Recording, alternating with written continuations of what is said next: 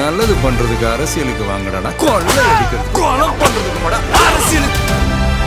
இந்த ஆட்சியாளர்களாவது இன்னைக்கு நாங்க கொடுத்த 2 எம்எல்ஏக்கள் மூலமாக ஆட்சியில் அமர்ந்திருக்கின்ற தமிழக முதல்வர் ஜோசப் விஜய் அவர்கள் தயவு செய்து இந்த ஆணவ படுகொலை தடுப்பதற்கான சிறப்பு சட்டத்தை உடனடியாக நிறைவேற்றுங்க. இவ்வளவு விஷயங்கள் நடக்கும் போதெல்லாம் சும்மா இருந்துட்டு தேர்தல் முடிஞ்சதுக்கு அப்புறம் வெளியிருந்த ஆதரவு பண்ணீங்க, அதுக்கப்புறம் திடீர்னு ஆட்சியில் கட்டில் அது அதிகாரத்தில் பங்கு அப்படின்னு சொன்னீங்கன்னா அதுல ஒரு கேள்விக்குறி இருக்குங்களா? தேர்தலுக்கு பிறகு கூட்டணி கணக்கு வழக்கு மாறும் சொன்னார்ல, நிக்க விட்டீங்களாம்ல, நிக்க விடல. ஏன் உங்க கட்சிக்குள்ள அவங்க ஏன் தலையிடுறாங்கன்னு கேக்குறேன். அதுதான் இப்ப சிக்கல். அதே தோத்து உங்க கட்சிக்குள்ள அவங்க தலையிட தோத்து போயிட்டாங்க. பிறகு என்ன காரணம்? தலித்து விரோத ஆட்சி நடத்தினார்கள், இஸ்லாமியர்களுக்கு விரோதியாக ஆட்சி நடத்தினார்கள், விரோதமாக. அதான் பிரச்சனை.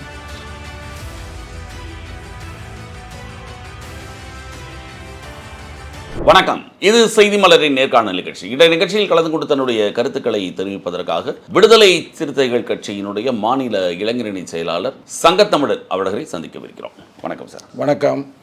தேர்தலெல்லாம் முடிந்து ஒரு மாதம் ஆயிடுச்சு, நீங்கள் பதவியெல்லாம் எடுத்து நீங்களும் சேர்ந்து பதவி ஏற்றிட்டுங்க 5 நாள் கழிச்சு. அதிகாரத்தில் உங்களுடைய நீண்ட நாள் கனவான அதிகாரத்தில் பங்கு, ஆட்சியில் பங்கு எப்படி இருக்கிறது உங்கள் கவர்மெண்ட்? ஆட்சியிலும் பங்கு, அதிகாரத்திலும் பங்கு அப்படின்றது எங்கள் தலைவருடைய முழக்கம்.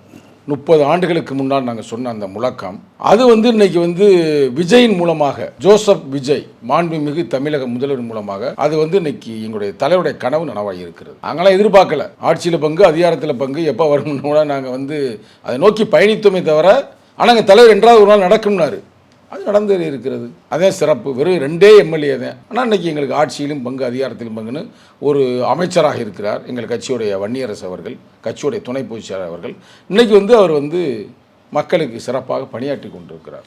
ஆனால் அதே நேரத்தில் நம்ம பேசிக்கொண்டிருக்கிற இந்த நேரத்தில் தூத்துக்குடியில் ஒரு ஆணவ படுகொலை நடந்திருக்கிறது, செய்தி கிடைத்திருக்கும் என்று எண்ணுகிறோம். மிக மனம் வேதனையாக இருக்கிறது. அந்த பெண்மகள் மறவர் குலத்தை சார்ந்தவள், அந்த காதலன் ஒரு பறையர் சமூகத்தை சார்ந்தவன். அவன் காதலிக்கிறார்கள் என்பது தெரிய அந்த வீட்டிலேயே அந்த பெண்மகளை அடித்து கொண்டு வாயில் விஷத்தை ஊற்றி அந்த பெண்ணு தற்கொலை செய்து கொண்டுருச்சு, விஷம் குடித்து அப்படின்னு போய் ஹாஸ்பிட்டலில் போட்டாங்க. அந்த ஹாஸ்பிட்டலில் கண்டுபிடிச்சிட்டாங்க, இல்லை இது அடித்து கொலை செய்யப்பட்டிருக்கிறேன்னு. ஆணவ கொலையை இன்றைக்கி வெளியே வெளிச்சமாக இருக்கிறது. இதைத்தான் தொடர்ந்து வலியுறுத்தி வந்தோம் கடந்த ஆட்சியில். ஆணவ படுகொலை தடுப்பதற்கான தனி சட்டத்தை உருவாக்க வேண்டும் என்று. உருவாக்கவே இல்லை. இந்த ஆட்சியாளர்களாவது இன்னைக்கு நாங்க கொடுத்த 2 எம்எல்ஏக்கள் மூலமாக ஆட்சியில் அமர்ந்திருக்கின்ற தமிழக முதல்வர் ஜோசப் விஜய் அவர்கள் தயவு செய்து இந்த ஆணவ படுகொலை தடுப்பதற்கான சிறப்பு சட்டத்தை உடனடியாக நிறைவேற்றுங்க. தொடர்ந்து அதை வலியுறுத்தின மாதிரி திமுகவில் வலியுறுத்தினீங்க, அது கடைசி நேரம் வரைக்கும் நடக்கலை. ஆனால் இந்த நடக்கிறதுக்கான வாய்ப்பு இருக்குன்னு கொஞ்சம் எதிர்பார்க்குறீங்க இல்லையா? இந்த உறுதியாக இந்த நீங்கள் சொன்னீங்கல்ல, இப்போது ஆட்சியிலும் பங்கு, அதிகாரத்திலும் பங்கு மக்கள் வாக்களித்திருக்கிறார்கள். ஆனால் அவங்க அதற்காக வாக்களித்தார்களா? விடுதலை சிறுத்தைகளுக்கு விடுதலை சிறுத்தைகளை வாக்களித்தது திமுக கூட்டணியில் நீங்கள் இருக்கும்போது வாக்களித்தது. தாவேக்கு ஆதரவாக அவங்க அளிக்கல இல்லையா, வாக்களிக்கல இல்லையா? அப்போது உங்களுடைய வெற்றி நீங்கள் சொல்கிற மாதிரி தான். உங்களுடைய வாக்குகளை அவங்க வாங்கினாங்க, அவங்க வாக்குகளை நீங்கள் வாங்கிட்டீங்க. அது கூட்டணியில் சகஜம். ஆனால் இது தாவேக்காவுக்கு ஆதரவான வாக்குகள் இல்லைல்ல, அதில் உங்களுக்கு அவங்கள வாக்கை பதிவு செய்யலைல்ல. அந்த ஆட்சியிலும் பங்கு, அதிகாரத்திலும் பங்குன்றது எண்ணங்கள் உங்களுக்கு 30 வருஷமாக இருந்தாலும் அதை போன கூட்டணி அவங்க அதை கண்டுக்கலை. அதற்கான முயற்சிகளும் நீங்கள் முழுமையாக எடுத்தீங்களா? ஆட்சியிலும் பங்கு, அதிகாரத்திலும் பங்கு எங்கள் தலைவர் கோட்பாட்டை சொன்ன பிறகு அதை தொடர்ந்து தேர்தல் அரசியலில் வலியுறுத்தி வந்தவர் தான் ஆதவ் அர்ச்சுனா. அதை நீங்கள் மறுக்கிறீர்களா? அவர் அதை மட்டுமல்ல, அந்த கட்சியுடைய தலைவர் இன்றைய முதல்வர் அவரே சொன்னார், எங்கள் கூட்டணிக்கு யாரெல்லாம் வருகிறார்களோ அவர்கள் ஆட்சியிலும் பங்கு, அதிகாரத்திலும் பங்கு தர நான் தயாராக இருக்கிறேன் என்று சொன்னார். அதை நீங்கள் மறுக்கிறீர்களா? அப்படி சொன்னவருடைய கருத்து, எங்கள் தலைவருடைய கோட்பாடு இன்னைக்கு செயல்முறைக்கு வந்திருக்கிறது என்றால், யார் யாருக்கு போட்டாங்க ஓட்டு அப்படின்றத நம்ம சொல்ல முடியாது. நீங்கள் எதுக்கு ஓட்டு போட்டுன்னு சொல்ல முடியுமா? நான் யாருக்கு போட்டுன்னு சொல்ல முடியுமா? நம்ம ஒரு கட்சியை சார்ந்து கூட இருக்கலாம். ஆனால் இந்த சங்கத்தமிழன் அன்றே சொன்னான், எடுத்து போட்டு பாருங்க, திருப்பி போட்டு பாருங்க, தலித்துக்கு விரோதமாக திராவிட முன்னேற்ற கழகம் இயங்கி கொண்டிருக்கிறது. இது தொடர்ந்தால் எங்கள் தலைவர் தேர்தல் நிற்க ஆசைப்படுகிறார், காட்டு மன்னார்கள் அறிவிக்கப்படுகிறார், ஆனால் அவர் நிற்காமல் தடுக்கப்படுகிறார்கள். இதெல்லாம் நடந்தால் எங்கள் ஓட்டு மாறுவதற்கு வாய்ப்பு இருக்குது. சொன்னா சொல்ல சங்கத்தமிழன் இல்ல, நானே கேக்குறேன்னா சொன்னா சொல்லலையா? இல்ல, சங்கத்தமிழன் சொன்னாரு, நான் இல்லைன்னு சொல்லல. ஆதவ அர்ஜுனாவுக்கு முன்னால சொன்ன உங்க கட்சியில இருக்கும்போது அதை வலியுறுத்தினார், இல்லைன்னு சொல்லல. ஆனால் அதே ஆதவ அர்ஜுனா தான் உங்க கட்சியை விட்டு நீக்கப்பட்டார். ஆமா இல்லையா? நீ சங்கத்தமிழன் கூட இடைநீக்கம் செய்யப்பட்டிருக்க, அது தெரியுமா உங்களுக்கு? அது தெரியாது உங்களுக்கு? தெரியாம பேட்டி எடுக்கிறீங்களா? சூப்பர், உண்மையில உங்களை நான் பாராட்டுறேன். நீக்கம் இடை நீக்கம் தெரியும், அது இன்னும் தொடருது. அது ஒன்றும் பிரச்சனை இல்லை. என் கட்சி என் மக்கள் எல்லாம் என் சொந்தம், என்னை ஏற்கின்ற உறவுகளும் தொடர்புகளும் உள்ளவங்க சங்கத்தமிழே. அது ஒன்றும் பிரச்சனை இல்லை. தலைவர்கிட்ட பேசியாச்சு, விளக்கம் கொடுத்தாச்சு, அது உங்களுக்கு சரியாயிரும். இருந்தாலும் சொல்ல வர்றேன், அவர் கட்சியில் இடைநீக்கம் செய்யப்பட்டார். அவர் ஒன்றும் டிஸ்மிஸ் பண்ணல. அவரை 6 மாசம் பண்ணியிருந்தாரு. ஆனா அவர் போயிட்டார். சங்கத்தமிழ போக மாட்டேன், அது தலைவருக்கும் தெரியும், கட்சி தொண்டனுக்கும் தெரியும். நேற்று நான் லைவ்ல பேசும்போது பல லட்சம் பேர் வர்றேன் சங்கத்தமிழன் பேசும்போது. அப்புறம் தலைவரே ஒரு இதுக்காக போட்டார் பதிவு, அதுக்குள்ளே பதிவு எழுதுறேன். தலைவர் போட்டாருன்னா அந்த கருத்துல அண்ணனே அவரை நீக்க கூடாதுன்னு, அது உங்க மேல இருக்கிற பாசத்துல ஒரு உரிமை, நேர்மை, உண்மை அது வருது. அதனால இல்ல அன்னைக்கே திமுக கூட்டணியை விட்டு தேர்தலுக்கு முன்பே விலகி இருக்கலாமே. எப்படி விஜய் உங்களுக்கு முதல் மாநாட்டிலே சொன்னார், ஆட்சியிலும் அதிகாரத்திலும் பங்குன்னு.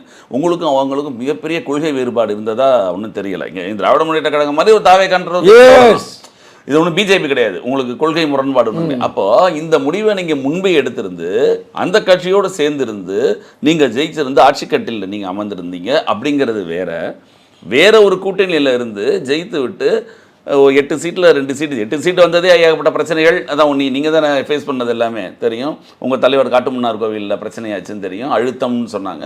இவ்வளவு விஷயங்கள் நடக்கும் போதெல்லாம் சும்மா இருந்துட்டு தேர்தல் முடிஞ்சதுக்கப்புறம் வெளியிருந்த ஆதரவு பண்ணீங்க, அதுக்கப்புறம் திடீர்னு ஆட்சியில் கட்டில், அது அதிகாரத்தில் பங்கு அப்படின்னு சொன்னீங்கன்னா அதில் ஒரு கேள்விக்குறி இருக்கும்ல. இல்லை, இப்போ நெறியாளர் என்றைக்குமே அழுத்தம் திருத்தமாக பேசக்கூடியவர், நல்ல ஒரு குரல் வளம் கொண்ட ஒரு நெறியாளர். அப்படியே போறாரு. இப்ப இந்த சொல்றேன், நீங்க பேசுற திருப்பி சொல்றேன், நீங்க பேசுன அப்படியே போனது இல்லையான்னு தெரியும். நாங்க 10 சீட்டு கேட்டோம், 10 சீட்டை 8 சீட்டு ஆக்குனாங்க. அதையும் சொன்னீங்க, அப்படி லைட்டா சொன்னீங்க. அந்த 8 சீட்டு வாங்கினதுல எங்களுக்கு இந்த சீட்டு தான் வேணும்னு கேட்டேன், 60 ரூபாய் கேட்டேன். எங்களுக்கு எதை கொடுத்தாங்க? தோக்கக்கூடிய அரக்கோணத்தை கொடுத்தார்கள். எங்க தலைவரே சொன்னார்ல. அதே மாதிரி காட்டுமன்னார் கோயில் நான் நிற்க விரும்புகிறேன், தேர்தலுக்கு பிறகு கூட்டணி கணக்கு வழக்கு மாறும் சொன்னார்ல. நிக்க விட்டுக்கலாம்ல, நிக்க விடல. உங்க கட்சிக்குள்ள அவங்க ஏன் தலையிடுறாங்கன்னு கேக்குறேன். அதுதான் இப்ப சிக்கல். அதே தோத்து, உங்க கட்சிக்குள்ள அவங்க தலையிட்டு தோத்து போயிட்டாங்க பிரதர். தோத்தது காரணம் இப்ப அதுலயும் உங்களுக்கு 6 சீட்டு போச்சு. எப்படி? அந்த அந்த அந்த குளறுபடினால நீங்க ஜெயிக்க போன தடவை 4 சீட்டு, 2 தடவை இருக்கீங்க. அந்த சமரசம் ஏற்படுறதுக்கு காரணம் என்னன்னு கேட்கிறேன். ஒரு நம்ம ஒரு தேர்தல் அரசியல்ல கேட்கிற கேள்வி 100க்கு 100 உண்மை. நாங்கள் திராவிட முன்னேற்ற கழகத்தை நம்பினோம், நாங்க நேர்மையா இருந்தோம். ஆனா திராவிட முன்னேற்ற கழகம் எங்களை இழிவு செய்தது. எடுத்துக்காட்டு, எங்களை விட குறைவான மக்கள் சக்தி உள்ள விஜயகாந்த் அண்ணனுடைய கட்சியை, விஜயகாந்த் அண்ணன் இருந்தா வேற பிரச்சனை, அவருக்கு ஒரு பெரிய மாஸ் லீடர், அந்த கட்சியை கூட்டியாந்து எங்களை விட அதிகமா 10 சீட்டு கொடுத்தாலா கொடுக்கலையா? அது மட்டும் இல்லாமல் அவர்களுக்கு ஒரு எம்பி சீட்டு கொடுத்தாலா கொடுக்கலையா? இதெல்லாம் தேர்தல் அப்ப சிக்கலை உருவாக்குச்சு. அதை யாரும் மறுக்க முடியாது. பெரிய, அதாவது உள்கட்சிக்குள்ளேயே, உள் கூட்டணிக்குள்ளேயே ஒரு சிக்கல். அது மட்டுமல்ல, கம்யூனிஸ்ட் கட்சி நல்லா தான் இருந்துச்சு, அவங்களுக்கு ஏன் ஒவ்வொரு சீட்டை குறைச்சிங்க? ஏன் அண்ணன் வைகோ இன்னைக்கு வருத்தப்படுறாருல, ஏன் அவரை போய் நீங்க உதயசூரியன் நிக்கணும்னு ஏன் கட்டாயப்படுத்துறீங்க? அன்னைக்கு ஒத்துக்கிட்டாங்கன்னு ஒரு கேள்வி வரும். நல்ல கேள்வி. அந்த நேரத்தில் பெரிய அண்ணனாக இருந்தது யார்? திராவிட முன்னேற்ற கழகம். எங்களால முடியல, அதைத்தான் முடியல, எதிர்க்க முடியல. வேற வழி இல்லாம தான் அண்ணன் ஏற்றுக்கிறாரு. வைகோ அண்ணன் இன்னைக்கு கம்பீரமாக பேசுகிறார். ஆனா அண்ணன் ஏற்றுக்கொண்டார்ல. அப்ப அந்த பெரிய அண்ணனாக இருந்த அவர்கள் கருணை உள்ளத்தோட, இல்ல கூட்டணியுடைய தர்மத்தோட நெறி சார்ந்து, சரி இவங்களுக்கு அவங்களுக்கு தகுதிக்கு ஏற்ப கொடுத்திருந்தா இன்னைக்கு அவர் முதல்வருங்க. அவர் தோத்து போயவருக்கு வாய்ப்பே இல்லை. நான் மற்றவங்களை பூரா நான் குறை பேசியிருக்கிறேன். அவர்கள் 2ஆம் கட்ட தலைவர்களும் சாதி வெறி கொண்டு இருக்கிறார், நம்மளே பேசியிருக்கிறோம். ஆனா முதல்வர் அவர்கள் சிறப்பாக பணியாற்றினார். அப்ப அப்படிப்பட்ட அவர் முதல்வரே கட்சி தோக்குகிறது என்றால் அவரே தோத்துட்டாரு. அதுதான் என்ன காரணம்? என்ன காரணம்? தலித்து விரோத ஆட்சி நடத்தினார்கள், இஸ்லாமியர்களுக்கு விரோதியாக ஆட்சி நடத்தினார்கள், விரோதமாக. அதான் பிரச்சனை. இதெல்லாம் தொடர்ந்து பேசணும்ல. இஸ்லாமியர்களுக்கு விரோதமா என்ன ஆட்சி? கோயம்புத்தூர்ல அவங்க தொடர்ந்து சிறைச்சாலையில் கிடக்கிறாங்க. ஏன் அவங்களை விடுதலை செய்யல? ஏங்க விடுதலை செய்யல? பிஜேபி எங்க அண்டர் கிரவுண்ட்ல டீல் போட்டுக்கிட்டு இருந்தீங்க, மறுக்க முடியுமா? நான் சொல்ற எழுதி வச்சுக்கோங்க. பிஜேபியோடு அதிவிரைவில் கூட்டணி போடுகிறார்கள். திமுக பிஜேபி பாருங்க. நாங்க இருக்கிறது இயற்கை கூட்டணிங்க. விஜய் அவர்கள் இயற்கை கூட்டணின்னு இதே திமுகவோட தான் நீங்க கொள்கை கூட்டணி சொல்லி விடுதலை சிறுத்தைகள் சொல்லுது. விடுதலை சிறுத்தைகள் என்ன சொல்லுச்சுன்னா கொள்கை சார்ந்த கூட்டணின்னு இப்ப கூட சொல்லுது. ஆனா நல்லா கேட்டுக்குங்க, இதை கேளுங்க. இது எப்படி? இயற்கை என்பது வேற, கொள்கை என்பது வேற. கொள்கை என்பதை விட இயற்கை வலிமையானது. இயற்கை தீர்மானிக்கிறது. ஏங்க இந்த போட்டு 108 சீட்டுங்க நிப்பாட்டுறாங்க. இயற்கைங்க இங்க வாட 2 சீட்டு, நீ 2 சீட்டு, நீ 2 சீட்டு, 2 6 சீட்டு, அவங்க 5 சீட்டு வந்து சேர்ந்தாத்தான் ஆட்சியை பிடிக்க முடியும் இருக்குல்ல. இப்போ நான் ஒரு கேள்வி கேட்கிறேன், நிச்சயமா இந்த நெறியாளர் வந்து பதில் சொல்லுவார் என்று நம்புகிறேன். எதையும் தைரியமாக பேசக்கூடிய நெறியாளர். இதே 108 சீட்டு திமுக வெற்றிங்க. எப்படி 108 சீட்டு திமுக வெற்றி, நாங்க அதே 2 நாங்க போய் சேர்றோம்ங்க. எங்களுக்கு அமைச்சர் பதவி கொடுத்திருப்பார்களா? 2006 தரலையே, கொடுக்க மாட்டாங்களா? காங்கிரஸ் கொடுத்துட்டாங்களே. அப்ப ஆட்சியில உட்காரணும்.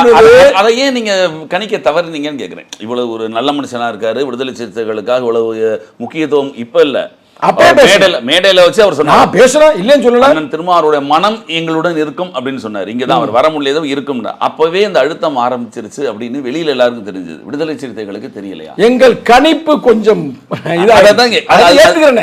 சங்கத்தவன் சொன்னேன். நீ இப்ப பேட்டி திருப்பி பாருங்க. நம்ம திமுகவில் இருந்தால் வெற்றி பெற மாட்டோம், நாம டிவிக்கு பக்கம் செய்தால் வெற்றி உறுதி சொன்னேன், நான் பேசியிருக்கிறேன். இதே தான் இன்னைக்கு காங்கிரஸும் சொல்றாங்க. காங்கிரஸும் இன்னைக்கு கவர்மெண்ட்ல அவங்களும் 5ல் 2 பேர் பங்கேற்றுட்டாலும் இப்போ நீங்க சொல்றது இதே குரல் தான் காங்கிரஸ்லையும், நாங்கள் திமுகவோட சேர்ந்திருக்க கூடாது அப்படிங்கும்போது அவங்க என்ன சொன்னாங்க, எங்கள் வாக்குகளை வாங்கி ஜெயித்து வேற ஒரு கூட்டணியில் இருக்கீங்க தான் அவங்க குற்றச்சாட்டு. அவங்க கம்யூனிஸ்டுகளை, அவங்க 2 கம்யூனிஸ்டையும் ரொம்ப அவங்க வந்து குற்றம் சொல்லலை. முக்கியமா வந்து ரொம்ப தாக்கப்படுறது திமுகவால் காங்கிரஸும் விடுதலை சிறுத்தைகள் தான். ஏன்னா நாங்க ஆட்சியிலும் பங்குல இருக்கிறோம், அதிகாரத்திலையும் பங்கு இருக்கிறோம். இங்கெல்லாம் எம்எல்ஏ இருந்து எம்பி ஆயிட்டாங்கடா, மினிஸ்டர் ஆயிட்டாங்கன்னு தாங்க முடியல, தகன்னு எரியுது. அந்த பண்ணையார்த்தனம் இருந்தது நீங்க புரிஞ்சுட்டீங்க. நான் சொல்ல வேண்டிய கருத்தை நெறியாளர் நேர்மையாக சொல்லுகிறார். அதே மேட்ரு. ஏங்க ஏதோ ஒருத்தர் பாவம் இன்னைக்கு வன்னியரசு நம்மோட இருந்தாலும் இன்னைக்கு ஒரு அமைச்சர் ஆயிட்டாருன்னு பெருமைப்பட வேணாமா? திமுக பரவாயில்ல, சிறப்பாக செய்யறாருன்னு பெருமைப்படணும்ல. நீங்கள் இருக்கும்போது பல சுடுகாட்டுக்கு பாதை இல்லாமல் தடுக்கப்பட்டது. இன்றைக்கி அவர் வந்ததுமே விழுப்புரம் பக்கத்தில் ஒரு சுடுகாட்டுக்கு பிரச்சனைக்காக போராடி கொண்டிருக்கிறார். இதை நீங்கள் பாராட்ட வேண்டுமா? அப்போது நீங்கள் பெரியாரை மதிப்பது உண்மை, அப்படி என்றால் தான் திராவிட மாடல் என்று சொல்வது உண்மை. அப்படிலாம் நீங்கள் சொல்லாமல் எங்களை எதிர்த்து பேசுகிறீர்கள் என்றால் நீங்கள் நெறியாளர் சொன்னதை போல பெரியண்ணன் தோரணை என்பதை விட பண்ணையார் தோரணையில் செயல்படுகிறீர்கள். திமுக பண்ணையார் தனம் இன்னமும் குறையவில்லை. காங்கிரஸ் வெளியேறதை விட விடுதலை சிறுத்தைகள் வெளியேறினது தான் மிகப்பெரிய ஒரு அதிர்ச்சியாக அவங்களுக்கு திமுகவுக்கு இருக்கு அப்படின்ற மாதிரி ஏன்னா இந்தியா கூட்டணிக்கு ஆரம்பத்திலிருந்து முழு முயற்சி செஞ்சவர் அவங்க உங்க தலைவர், அவர் நமக்கு தெரியும், எல்லாருக்கும் தெரியும். எப்படி ஒரு ஸ்டாலின் அவர்கள் வந்து ராகுல் காந்தி அவர்களை பிரதமர் வேட்பாளர் சொன்னாரோ அதுக்கு சரிசமமாக அதன் முயற்சிகள் எடுத்து உடையாமல் காப்பாற்றினவர். அப்படிங்கும்போது இன்னைக்கு இந்தியா கூட்டணியில் திமுக இல்லை, இன்னைக்கு இல்லை. இந்த ஒரு சூழ்நிலை வருது. மதச்சார்பற்ற முற்போக்கு கூட்டணின்னு ஒன்று ஆரம்பிச்சு நீங்க மதச்சார்பு அப்படிங்கிறதுக்கு எங்க போய் நிக்க போகுதுன்னு ஒரு இது இங்க வரப்போகுது. இயற்கை கூட்டணி போயிட்டு வரப்போகுது விஜய் தலைமையில். இல்ல அதான் யதார்த்தத்தை நம்ம பேசுறோம். இன்னைக்கு என்னங்க அவர் போய் ராகுல் காந்தியை பார்த்துட்டாரு, இங்க சோனியாவை பார்த்துட்டாரு, எங்க தலைவரோட நெருக்கமாக இருக்கிறார், எங்களுக்கு ஒரு அமைச்சர் பதவியை கொடுத்து விட்டார். அப்ப இது ஒரு இயற்கை சார்ந்த கூட்டணி. இனி உள்ளாட்சி காங்கிரஸ் சொன்ன மாதிரி உள்ளாட்சி தேர்தலாலும் சரி, அடுத்த நாடாளுமன்ற தேர்தலையும் தாவேக்காவுடைய பயணம் தொடரும். அதை நான் சொல்லக்கூடாது, அது எங்க தலைவர் தான் சொல்லுவார் அஃபிஷியலா. நீங்க அப்பப்ப சரியான முடிவுகள் சொல்லாதனால தான் இவ்வளவு பிரச்சனை இல்லையா? பாயிண்ட கரெக்டாக பேசுறீங்களா? பட் இருந்தாலும் கூட எங்க தலைவர் தான் தலைவர், அவர் நிச்சயமாக நல்ல ஒரு சொல்லுவார். காலம் கடந்த கணிப்பு இதெல்லாம் இருக்கு இல்லையா, அது வந்து நம்ம சிக்கல்ல கொண்டு போய் விடுங்கிறதுக்கு இந்த தேர்தல் நல்ல அதெல்லாம் உதாரணம். நீங்க சொன்ன 100க்கு 100 உண்மை. இது தேர்தலுக்கு முன்னாடி இந்த முடிவு எடுத்திருந்தோம்னா இன்னைக்கு வந்து அவரே வந்து பெரிய வெற்றி பெற்றிருப்பார். 108 இருக்காது, அவரே 150 ஜெயிச்சிருப்பார், நாங்கள் ஒரு 50 ஜெயிச்சிருப்போம், எங்கேயே போயிருக்கும். கண்டிப்பா 40 சீட்டு கொடுத்துருக்கலாம்ல உங்களுக்கு. 40 அவர் தயாராக இருந்தார்கள் அந்த காலகட்டத்தில், நாங்கள் தயாராக இல்லை. என்ன செய்வது? இப்போ வெளியில் வந்ததுக்கு அப்புறம் உதயசூரியன் சின்னத்தில் போட்டியிடணும் வைகோ அவர்கள் புலம்ப வேண்டி இருக்கு. இந்த மாதிரி நல்ல வேளை நாங்கள் தப்பிச்சோம் பாடையில் நின்று. ஆமா, இல்லை என்றால் அவர் சென்ற ஒரு சிக்கலாகி போயிருங்க. அது ஒரு தடவை நிற்க வேண்டிய சந்தர்ப்பம். தலைவர் அப்பே நெருக்கடிகள் சூழ்ந்த போதும் கொள்கை நெருப்படியே வாழ்தல் வீரம் என்று சொல்லி அவர் வந்து இல்லை நாங்கள் வந்து பானையில் தான் நிற்போம், சீட்டு குறைந்தாலும் பரவாயில்ல பானை நிற்போம்னு நின்றுட்டார். இன்றைக்கி தான் அவன் கேள்வி கேட்குறாங்க, உதயசூரியன் சின்னத்தில் தான் ஜெயிக்கணும் அப்படின்னா ஏன் குளத்தூரில் தோத்தாருன்னு கேள்வியெல்லாம் வருது இன்னைக்கு. எப்படி திருப்பி சொல்லுங்கள். உதயசூரியன் சின்னத்தில் நின்னா தான் ஜெயிக்க முடியும் அப்படின்னு சொல்லி கம்பல் பண்ணா குளத்தூரில் உதயசூரியன் சின்னத்தில் இருந்துச்சு. கரெக்டான கேள்வி. யார் கேட்டான கேள்வி? சரியான கேட்டிருக்காங்க. இந்த கேள்வி இருக்கு இல்லையா, பயங்கரமான கேள்வி. இவங்க என்னன்னு சொல்கிறாங்க, எங்களால தான் ஜெயித்தார்கள், எங்களால தான் வெற்றி பெற்ற, ஏப்பா உங்க முதல்வர் ஏப்ப ஜெயிக்கல? உங்களால ஜெயிச்சோம், ஒத்துக்கிறோம், ரைட், நான் இல்லைன்னு சொல்ல மறுக்கல. ஏப்பா உங்க முதல்வர் விட்டுட்டீங்க, ஏங்க பொதுச்சாளர் காலி பண்ணி விட்டீங்க, முதல்வரும் காலி பொதுச்சாளரும் காலி. அப்ப எவ்வளவு பெரிய மக்கள் எதிர்ப்பை நீங்கள் சம்பாதித்து இருக்கிறீர்கள். இன்னொரு உண்மை சொல்ல நீங்க அதிர்ச்சி ஆகிவீர்கள். விடுதலை சிறுத்தைகள் இருந்தனால தான் நீங்கள் ஓரளவுக்கு அரிசமான இடத்தில் வெற்றி பெற்றிருக்கிறீர்கள். இல்லை என்றால் ஒரு இடத்தில் வெற்றி பெற்றிருக்க மாட்டீர்கள். நாங்கள் மட்டும் டிவிகே பக்கம் சென்றிருந்தால் 234 எங்கள் அணி வெற்றி பெற்றிருக்கும். அந்த காலகட்டத்தில் நாங்க போகல, அந்த போகாத தவறு இப்ப உணர்றீங்க. ஆமா ஆமா, அதில் இந்த மாற்று கருத்து மேல வன்னியரசு அவர்கள் வந்து இப்போ அமைச்சராக இருக்கிறது வந்து வெளியில் சில விமர்சனங்களுக்கு உள்ளானாலும் அது நீங்கள் சொல்கிற மாதிரி உங்கள் கட்சியில் ஒருத்தர் ஆகியிருக்காரு, உங்களுக்கெல்லாம் பெருமை. ஆனால் உங்கள் கட்சிக்குள்ளேயே அதில் வந்து பல உள்கட்சி பிரச்சனைகள் இருக்குன்றாங்க. இந்த மாதிரி ஆனதில் இந்த கட்சி பனையூர் பாபு அவர்களை திமுக போயிட்டார், ஒருத்தர் போக போகிறாருன்னு அப்படின்ற பேச்சு, ஷானவாஸ், ஆளூர் ஷானவாஸ், இந்த மாதிரி பேச்சுக்கள்லாம் இருக்குது.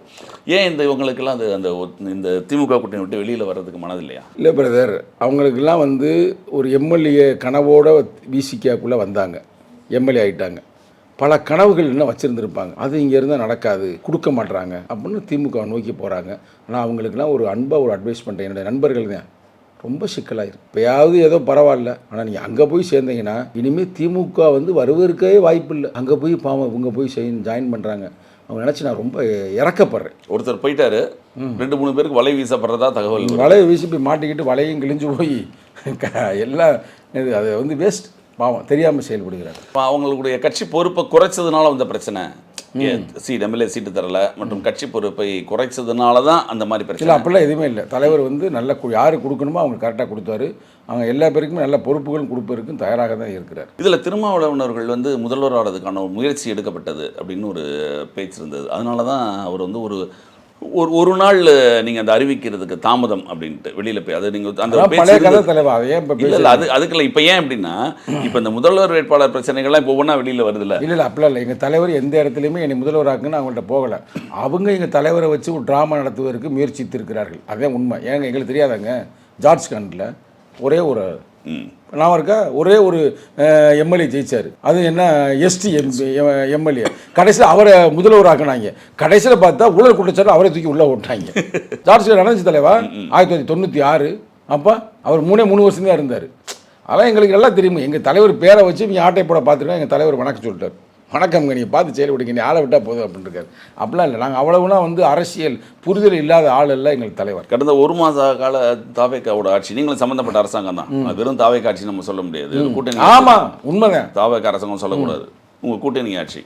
அதுக்கு பேர் இன்னும் ஃபுல் ஃபார்ம் வைக்கல போல இருக்குது. பிரவீன் சக்கரவர்த்தி ஏதோ சொல்லி அது சிக்கலாகி போச்சு. அது ஃபுல் பேர் இல்லை. அது இனிமேல் தான் பேர் வைப்பீங்கன்னு நினைக்கிறேன். தினி கூட்டணி. ஆமாம், இந்த குழந்தை பிறந்துருச்சுங்க, பேர் எப்போ வச்சானாங்க? பேராப்ப பிரச்சனை, குழந்தைதான் கூப்பிடணும்ல. எப்படி இருந்தாலும் கூப்பிட அளவுக்கு இன்னும் வளரல. குழந்தை வளர்ந்தாலும் கொஞ்சமாக கூப்பிடணும்ல. வேற எங்கேயாவது திரும்பி பரிசுன்னு வச்சுக்கோங்க. அப்படி 1 வயசு இருக்குல்ல, ஒரு வயசுல பேர் வைக்கிறதுக்கு டைம் இருக்குது. ஒரு வயசுல நாங்கள் எப்படி கூப்பிடுறது? நீங்க வந்து ஜனநாயக கூட்டணின்னு கூப்பிடுங்க, அவ்வளோ மேட்ரு முடிஞ்சு போய் பொதுவாக அப்படி கூப்பிடுவோம். பொதுவாக கூப்பிட்டு போய் நாங்கள் தான் ஜனநாயகவாதிகள் தான் எல்லாருமே. அதனால இல்லை இப்போ நான் கேட்க வந்தது என்னன்னா, இப்போது இந்த தாவேக்கோட சேர்ந்தா இருக்கீங்க. இந்த 1 மாத காலத்தில் கடும் விமர்சனங்கள் இந்த அரசாங்கம் மேலே வைக்கிறாங்க. அதில் முக்கியமாக எந்த சட்டம் ஒழுங்குக்காக விடுதலை சிறுத்தைகள் நீங்கள் போராடினீங்களோ, எந்த மது ஒழிப்புக்காக நீங்கள் மாநாடு நடத்துறீங்களோ, அதில் எந்த வித விடிவும் இந்த 1 மாதத்தில் வரல அப்படின்ற மாதிரி குற்றச்சாட்டுகள் இருக்குது. இல்லை தப்பாக சொல்கிறீங்க. அதாவது மது ஒழிப்பு, டாஸ்மார்க்கை இழுத்து மூட வேண்டும் என்பது எங்களுடைய கோட்பாடு. இவர் ஆட்சிக்கு வந்ததுமே ஏறக்குறைய 200க்கு அதிகமான டாஸ்மார்க்கில் இழுத்து மூடலையா? அதுவும் கோயிலுக்கு பக்கமாக இருப்பது, கல்லூரிகளுக்கு பக்கம், பள்ளிகளுக்கு பக்கம் இழுத்து மூடி இருக்கிறார்கள். அதுவே ஒரு பெரிய வெற்றி தானே. இப்போ நாங்கள் இன்னமும் நிறைய விஷயங்கள் சொல்லியிருக்கிறத படிப்படியாக குறைக்குவதற்கான முயற்சிகளை எடுக்கின்றிருக்கிறோம். ஆணவ படுகொலை தடுப்பதற்கு சிறப்பு சட்டத்தை உருவாக்க வேண்டும் என்று சொல்லியிருக்கிறோம். அதே மாதிரி நாட்டில் வந்து சட்ட ஒழுங்கை வந்து பாதுகாக்க வேண்டும். அதனால் பாருங்க, வந்து சிங்கப்பெண்ணுன்ற ஒரு சிஸ்டத்தை கொண்டாந்துருக்கிறார்ல, பாதி பிரச்சனை முடிஞ்சு போச்சுங்க. அதிகமான பிரச்சனையே பெண்களுக்கு எதிர்ப்பாக நடக்குது, பாலியல் சுரண்டல். அப்போ அதை தடுக்கிறார்ல, போதை வஸ்துக்களை தடுக்கிறார்ல, போதையை போடுறேன், பெண்களை சுரண்டுறேன், ரெண்டையும் நிறுத்து செய்கிறார்ல. அது நிறுத்துறதுக்கு என்ன முயற்சி எடுத்திருக்கு? என்ன சட்டம்? அதே சிங்கப்பெண் நீங்கள் அமைச்சிருக்கீங்க. 27ஆம் தேதி தானே அமைச்சது. அதுதான் 27 அமைக்க வேண்டியது இப்போ தான் 4 நாளைக்கு முன்னாடி தான் வந்து. நான் அதுக்கு ஒரு ஸ்மால் ஸ்டோரி சொல்லட்டுமா? நீங்கள் போடுவீங்களா? ஸ்மால் ஸ்டோரி சும்மா சொல்லுங்கள், ஒன்றும் பிரச்சனை இல்லை. அதெல்லாம் ஒன்றும் இல்லை பிரதர். உங்களுக்கு சொந்தமான ஒரு வீடு பிரதர், உங்கள் சொந்த வீடு, உங்கள் பேரில் இருந்த வீடு வாடகை கொடுத்துருக்கீங்க ஒரு ஆள்கிட்ட. அந்த வாடகைக்கு எடுத்து என்ன பண்ணுறேன், குடும்பம் நடத்திருந்தால் பிரச்சனை இல்லை. அவன் ஃபுல்லாக உள்ளே வந்து கஞ்சா விற்கிறது, பிராத்தல் பண்ணுறது, எல்லா வேலையும் பண்ணியிருக்கேன். அவங்களுக்கு செய்தி கிடச்சிருச்சு. நீங்கள் விடுவீங்களா? கோவம் வரும்ல, அடிச்சு வரட்டிட்டீங்க போலீஸை சொல்லி, அது வெளியே போயிருச்சு. இப்போ நீங்கள் அந்த வீட்டுக்கு போயிருக்கிறீங்க, உங்கள் வீடு, நீங்களே குடியேற போயிட்டீங்க. வீட்டுக்கு பெயிண்ட் அடிக்கணும்ல, பல அவன் கதவுகளை வச்சுருப்பேன், பிரார்த்தனை பண்ணுறதுக்கு பேக்ரவுண்டில் ஒரு டோரை வச்சுருப்பேன், அதை அடைக்கணும்ல, அதுக்கு டைம் பிடிக்கும்ல. உடனே நீங்கள் வீட்டில் போய் குடியேற முடியாதுல்ல. வீடு வந்துருச்சு, உங்கள் வீடு தான், டைம் வேணும்ல, கொஞ்சம் டைம் கொடுப்போம். 1 மாதம் தானே ஆயிருக்கு, டைம் கொடுப்போம். எங்கே? அது வீட்டுக்கு மட்டும் இல்லை, ஆட்சிக்கும் சொல்ல வர்றேன். அதுக்கு சரிதான், புரியும் நினைக்கிறேன். நல்ல புரியுது. எந்தெந்த பிரச்சனைகளில் டைம் கொடுக்கணும்னு இருக்குல்ல. இப்போ நீங்கள் சட்டம் ஒழுங்குல நீங்கள் டைம் எடுத்துக்க முடியாது. மற்ற பிரச்சனைகள் டைம் எடுத்துக்கலாம். அவங்க நிறைவேற்றப்பட்ட அந்த தாய்மாமன் சீரு 2500 நான் இந்த ஒருபடி வந்து நான் ரொம்ப நுட்பமாக நான் இந்த இடத்துல சொல்ல விரும்புகிறேன் தமிழக முதல்வர் அவர்களுக்கு. நான் 2 நாளைக்கு முன்னாடி நான் பார்த்தேன், அண்ணன் டிஆர் பாலு அவர்கள் ஒரு மேடையில் பேசுகிறாரு. மேடையில் பேசும்போதே தென் மாவட்டத்துக்காரெல்லாம் வரும்போது அப்படியே அருவாவோட வாங்கடா அப்படின்ற மாதிரி கலவரத்தை தூண்டுவதில் பேசுகிறார். நீங்கள் பார்த்துருப்பீங்க நினைக்கிறேன், எல்லா செய்தியிலையும் போச்சு. எனக்கு என்ன இந்த கலவரங்களை இவர்களே திட்டமிட்டு கூட நடத்துவதற்கு வாய்ப்பு இருக்கிறது. ஏன்னா ஒரு கட்சியோடைய ஒரு முக்கியமான ஒரு கேடர், முக்கியமான ஒரு தலைவர் அவரே பொதுத்தளத்தில் பேசுகிறாரு. அதனால் தமிழக முதல்வர் அவர்களே இவர்களையெல்லாம் முன்னுடன் தடுப்பதற்கான ஒரு மைக்ரோ மேனேஜ்மெண்ட் லெவலில் சாதியவாதிகள் மதவாதிகளை கண்ட்ரோல் பண்ணுவதற்கு ஒரு திட்டத்தை உருவாக்குங்கள். நாங்கள் போன ஆட்சியாளரிடமே சொன்னோம், நடக்கவே இல்லை. ஆனால் நிச்சயமாக நீங்கள் சொல்வதை நான் ஏற்றுக்கொள்கிறேன், நான் அதை மறுக்கலை. நீங்க ரொம்ப ஃபுல் அட்டென்ஷன்ல மத்தன விட்டுருங்க. சட்டம் மிச்சதெல்லாம் நீங்க பின்னால உங்க கருத்துக்கு நான் உடன்படுகிறேன், உங்கள் கருத்துக்கு நான் உடன்படுகிறேன். ரொம்ப தீவிரமாக இதை கண்காணிக்கணும். ஏன்னா அவங்களே வந்து கலவரம் வந்தால் நல்லதுதான், பிரச்சனை வந்தால் நல்லதுதான் திட்டமிடுவார்கள். ஏங்க டாக்டர் கலைஞர் மு கருணாநிதி ஒரு நாள் சொன்னது ஞாபகம் இருக்கு. ஒரு காலகட்டத்தில் நாங்கள் எதிர்கட்சியாக இருக்கும் பொழுது பாஸ்பரஸ் எதிர்கட்சியாக இருந்தோம்னா, ஆளுங்கட்சியான பாஸ்பரஸை நாங்கள் கிணற்றுக்குள் போட்டு விடுவோம். கலைஞர் சொன்னது அப்படியே டயலாக் இருக்குது. சரிங்களா? ஆகையால் தமிழக முதல்வர்களே, விஜய் அவர்களே, மாண்புமிகு தமிழக முதல்வர்களே, தயவு செய்து இந்த ஆட்களை எல்லாம் ஃபாலோ பண்ணுங்க. உளவுத்துறையை போட்டு கரெக்டாக அப்போ கண்ட்ரோல் ஆகிடும். மெயினான ஆட்களை இவர்கள் தான் கலவரம் செய்வார்கள், கலவரத்தை தூண்டுவார்கள், சாதி கலவரத்தை கூட நடத்துவார்கள் தென் மாவட்டங்களில். ஆனால் ரொம்ப எச்சரிக்கையாக இருந்தால் நாட்டுக்கும் நல்லது, நமக்கு நல்லது. நெறியால் அதைத்தான் விரும்பு. நெறியால் வந்து நீங்கள் இப்போ கேட்குற கேள்வி புரியுது. அதெல்லாம் முக்கியமான கான்சியஸ். ஒவ்வொருத்தருக்கும் எது பண்ணுவார்கள், அவசரம் முக்கியம்னு ஒன்று இருக்கு இல்லையா, நிச்சயமாக செய்வார்கள் என்று நாங்கள் நம்புகிறோம். நான் செய்யவில்லை என்றால் நாங்கள் வலியுறுத்துவோம், இல்லை என்றால் களத்தில் குதிப்போம், போராடுவோம். மாற்று கருத்தே இல்லை.